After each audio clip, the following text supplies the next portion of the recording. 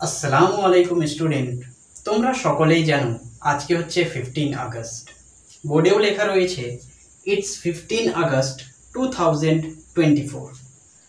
আজকে আমরা স্বাধীন ভারতে স্বাধীনভাবে মুক্ত বাতাসে চলাফেরা করি, কিন্তু আজ থেকে প্রায় ৮০-৯০ বছর আগে এটা সম্ভব ছিল না। কারণ আমরা ইস্ট ইন্ডিয়া কোম্পানি অথবা বলতে পারো যে ব্রিটিশদের কাছে পরাধীন ছিলাম। সেই সমাজেই এমন কিছুজন বসবাস করতেন, তিনারা সেই সময় একটি স্বপ্ন দেখেছিলেন, স্বাধীনতার স্বপ্ন। তারা স্বপ্ন দেখেছিলেন এই ভারত থেকে ইস্ট ইন্ডিয়া কোম্পানির নাম মুছে দেওয়ার স্বপ্ন। এই স্বপ্নগুলি কিন্তু একদিনে পূরণ হয়নি। এই স্বপ্ন পূরণের জন্য করতে হয়েছে অনেক লড়াই, অনেকের প্রবাহিত হয়েছে রক্ত, অনেকে ঝুলেছে ফাঁসিতে। তারপরে অনেক স্বাধীনতা সংগ্রামীর অবদানে 1947 সালের 15ই আগস্ট আমাদের এই প্রিয় ভারতবর্ষ, আমাদের এই প্রিয় দেশ ব্রিটিশ ইস্ট ইন্ডিয়া কোম্পানির হাত থেকে মুক্ত হয়, স্বাধীন হয়।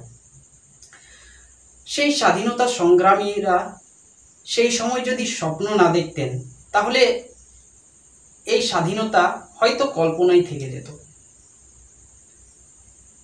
স্বপ্ন দেখাটা অত্যন্ত জরুরি। তার জন্য আজকের সমাজে থেকেও আমরা স্বপ্ন দেখতে পারি। আজকে আমরা প্রায় ভারতবর্ষে 141 কোটি মানুষ।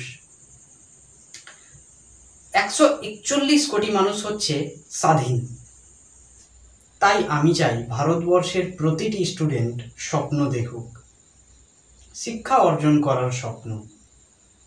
ভারতবর্ষের প্রতিটি স্টুডেন্টের মোটিভ হয় যেন আমি শিক্ষা অর্জন করব। শিক্ষা মানুষকে সভ্য করে তোলে, শিক্ষা সমাজকে সভ্য করে তোলে, শিক্ষা মানুষের সম্মানকে বৃদ্ধি করে। তাই শিক্ষা অর্জন করা হচ্ছে অত্যন্ত গুরুত্বপূর্ণ। আমাদের পবিত্র কোরআনের প্রথম ওয়ার্ড হচ্ছে ইকরা, অর্থাৎ পড়ো। আর প্রথম সেন্টেন্স হচ্ছে ইকরা বিসমি রব্বিকাল্লাযী খালাক। এর অর্থ হচ্ছে পড়ো তোমার প্রভুর নামে যিনি সৃষ্টি করেছেন। তারপরে বলা হয়েছে খালাকাল ইনসান মিন আলাক, মানুষকে সৃষ্টি করা হয়েছে জমাট বাঁধা রক্ত থেকে।